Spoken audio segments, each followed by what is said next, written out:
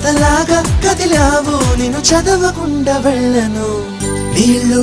నీళ్ళు నీళ్ళు బంగారం గాను నా రవలకొండ నీ ఒళ్ళో బందీనవుతాను నీ ఒళ్ళో ఉల్లాసం కాను నా గవ్వల దండ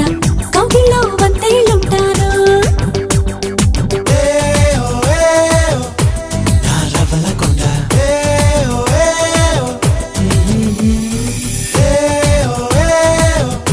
నా పువ్వుల దండ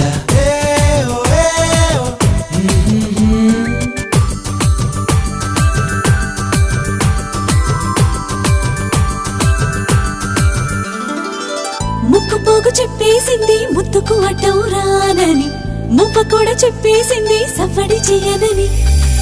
చిట్టి సిగ్గు చెప్పేసింది గుడ్డును దాచేస్తానని